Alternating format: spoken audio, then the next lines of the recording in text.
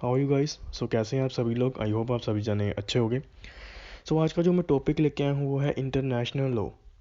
आज के इस टॉपिक में मैं बात करूँगा इंटरनेशनल लॉ का मीनिंग क्या होता है, डेफिनेशंस, किस किस ने क्या क्या कहा है इंटरनेशनल लॉ के बारे में वो बताऊँगा।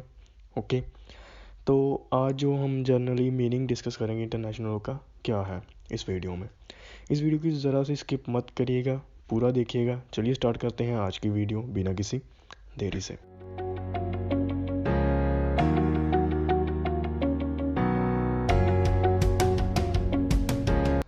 इंटरनेशनल लॉ बना है दो वर्ड से लेकर, एक इंटरनेशनल और दूसरा लॉ। इंटरनेशनल क्या होता है? इंटरनेशनल होता है जो हमारे देश के बाहर।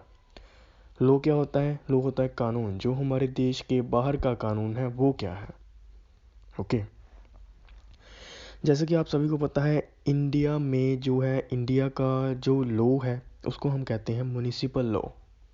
ओके, जो कि एक लॉ जो इंडिया में ही अकेला अप्लाई होता है उसको हम कहेंगे म्युनिसिपल लॉ। और जो इंडिया के बाहर इंडिया से रिलेट करता है उसको कहेंगे हम इंटरनेशनल लॉ।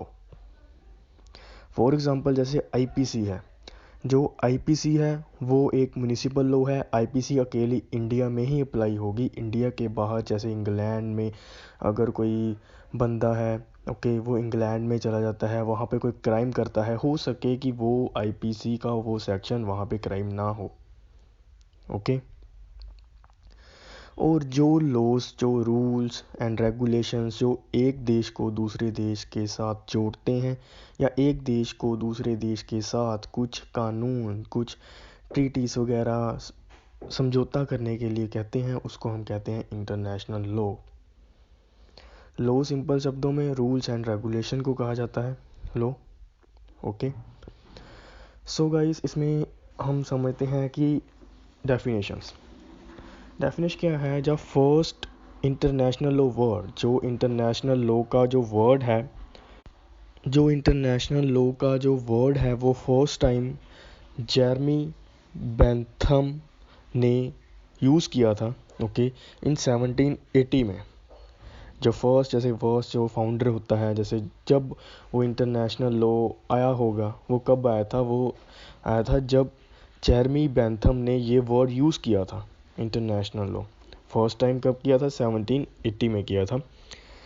और इसके कुछ जूरिस भी हुए हैं, जैसे कि ओफन हार्म की डेफिनेशन बहुत ही ज़्यादा इसमें ज़रूरत पड़ती है। अगर आप एग्ज़ाम दोगे तो वहाँ पे आपको, अगर आपको डेफिनेशन पूछ ली जाएंगी तो ओफन हार्म की डेफिनेशन आपको लिखनी ही पड़ेगी।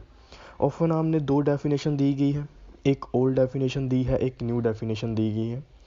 जो ओल्ड डेफिनेशन है उसमें कुछ जो पॉइंट्स हैं ओफन हार्म ने उसने मिस कर दिए थे, उसने फिर उसको चेंज कर कर जब उसकी डेफिनेशन को क्रिटिसाइज़ किया गया तब उसने फिर उसमें चेंजेस डाले और वो फिर न्यू जो है डेफिनेशन लेकर आया। उसकी पुरानी डेफिनेशन क्या थी मैं आपको एक बार पढ़ के सुनाता हूँ। Okay, the law of nations or international law is the name for the body of customary and conventional rule. ओफन हमने पुरानी डेफिनेशन में क्या कहा था? पुरानी डेफिनेशन में ओफन हमने ये कहा था जो इंटरनेशनल लॉ है वो एक बॉडी ऑफ कस्टम है, body of customary and conventional rules. Custom क्या होते हैं? जो हमारे रीति रिवाज पीछे से चलते आ रहे हैं, जैसे कि दो देशों में कोई कॉन्ट्रैक्ट सदियों से चलता आ रहा है, वो उनका कस्टम है।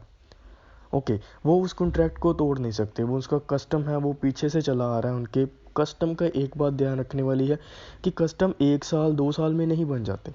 कस्टम बनते हैं उनको सदियां लगती हैं कस्टम बनते हुए। फॉर एग्ज़ाम्पल जैसे 5 साल से कोई देश एक देश के साथ ट्रीटी करता आ रहा है, या कोई देश एक देश के साथ कोई कॉन्ट्रैक्ट में है, कोई एग्रीमेंट में है, ओके, या उनके बीच में ऐसा कोई बिना कॉन्ट्रैक्ट का कोई ट्रेड हो रहा है, बिना कॉन्ट्रैक्ट का कोई व्यापार हो रहा है, ओके, उसमें कोई शर्त नहीं है, कोई कुछ नहीं है, उनके पूर्वज करते आ रहे हैं ऐसा, तो वो भी आगे आगे देश वही सेम चीज़ कर रहे हैं, तो वो होते हैं कस्टम। इन्होंने कहा इंटरनेशनल लॉ कस्टमरी रूल्स हैं जो पीछे से चलते आ रहे हैं वो होंगे, और जो दो देशों में जो उनके कॉन्ट्रैक्ट हुए होंगे उनको हम इंटरनेशनल लॉ कहेंगे। ओके, आगे है is the name for the body of customary and conventional rule which are considered legally binding by civilized state in their intercourse with each other। इसमें लिखा गया है कि जो ये सिविलाइज स्टेट कौन से होते हैं? देखिए इंटरनेशनल लॉ में ना जो स्टेट होते हैं उनको ही हम कंट्रीज मानते हैं, जो स्टेट होंगे उनको ही हम कंट्रीज माना जाता है। ये कहा जाता है कि इंटरनेशनल लॉ जो भी ट्रीटीज बनी होंगी या फिर जो भी उनके बीच में एग्रीमेंट्स हुए होंगे या उनके बीच जो भी कस्टम होगा वो स्टेट्स पे जो है बाइंडिंग होगा, उनको वो मानना पड़ेगा। अगर उन्होंने वो कॉन्ट्रैक्ट किया है या उनके कस्टम है उनको वो करना पड़ेगा। ओके, वो इंटरकोर्स मतलब कि अपने ट्रेड में आवाजाही रोज के काम में एक दूसरे की सहायता करते हैं। ओके, इसका बाद में क्रिटिज्म भी हुआ। उन्होंने क्या कहा, उन्होंने कहा इसमें कि it also recognise that international law consist not only for the customary and conventional rule but also the general principle of law.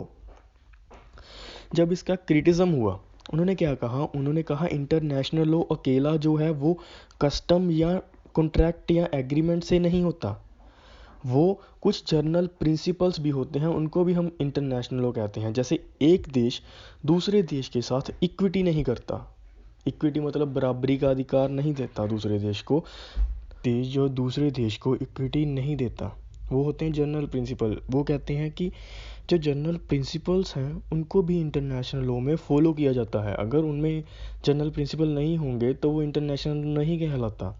Okay, सो आगे जो क्रिटिज्म उन्होंने किया है, it also recognise that of to some extent individual have all same rights and duties under international law.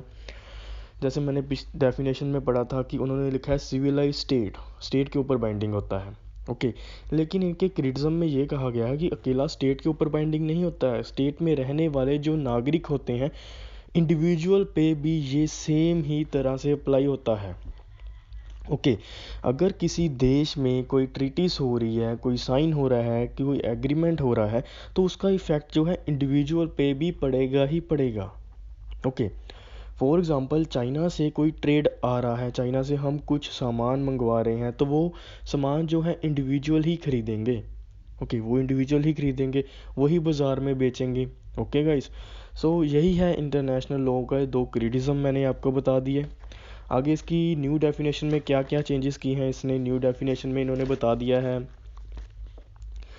कि international law is a body of rule which are legally binding on state in their intercourse with each other. Same कि वो civilised state पे binding होते हैं, ये body of rules हैं।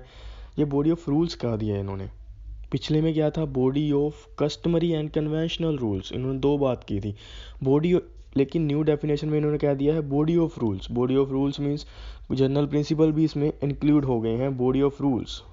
Okay, the rules are primary through which govern the relation of the state, but state are not only subject to international law, international organization at some extent, also individual may be subject of the right comfort duties imposed by the international law।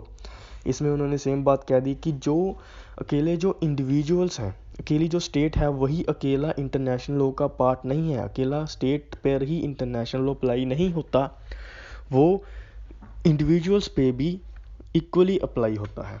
Okay, जैसे पिछले में दो criticism किए गए थे, उन्होंने इस दोनों क्रिटिज्म को इसमें चेंज कर दिया। आगे जो कुछ और जूरिस हैं, ओके, उन्होंने भी सेम इंटरनेशनल लॉ की डेफिनेशन दी गई हैं, अपने अपने हिसाब से डेफिनेशन दी है, और इनकी जो डेफिनेशंस हैं वो आपस में मिलती भी बहुत ज़्यादा है। लेकिन जो ओफनहाम की डेफिनेशन है वे ये आपने लिखनी ही लिखनी है अगर आपको पेपर में डेफिनेशन ऑफ इंटरनेशनल लॉ पूछा जाता है। ओके, सो अगला जूरिस है JL बेरली, BRIERLY। इन्होंने क्या कहा था, इन्होंने कहा था the law of nation and international law may be defined as body of rule and general and principle of action which are binding upon the state in their relationship with one another. Same as it is, इन्होंने भी same कहा कि ये body of rules हैं जो कि civilised state पे apply होते हैं। ओके, एक स्टेट का दूसरे स्टेट में जो रिलेशन है उनके लिए ये अप्लाई होते हैं, इनको कहा जाता है इंटरनेशनल लॉ। आगे है ग्रे की डेफिनेशन। ग्रे की डेफिनेशन में क्या कहा गया है, इंटरनेशनल लॉ और the law of nation is the name of body of rule which accordingly to usual definition regulate the conduct of state in their intercourse with one another. इन्होंने भी same body of rules कहा गया है, international law को body of rules कहा है। Okay, जो कि रेगुलेट करते हैं किसी स्टेट को चलाने के लिए, conduct of the state. States. Kelsen की डेफिनेशन। केल्सन ने क्या कहा था? केल्सन ने कहा था इंटरनेशनल लॉ और the law of the nation is the name of body of rules which according to the usual definition same as it is. जो केल्सन की डेफिनेशन है वही ग्रे की डेफिनेशन है। Okay, same as it is Kelsen और Gray ने same definition दी गई है। अगर आप इन दोनों की डेफिनेशन जो है नेम चेंज कर कर आप लिख लेते हो पेपर में, ओके, तो आपके नंबर्स जो हैं वो ज़्यादा आ सकते हैं। ओके गाइस, सो ये थी guys definition and meaning international law का। अगली वीडियो में मैं सोर्सेज की बात करूँगा इंटरनेशनल लॉ के। ओके, तब तक के लिए आप इस चैनल को सब्सक्राइब कर लीजिएगा। अगली वीडियो जल्द ही मैं लेकर आऊँगा। Thank you so much guys for watching. Subscribe for more videos.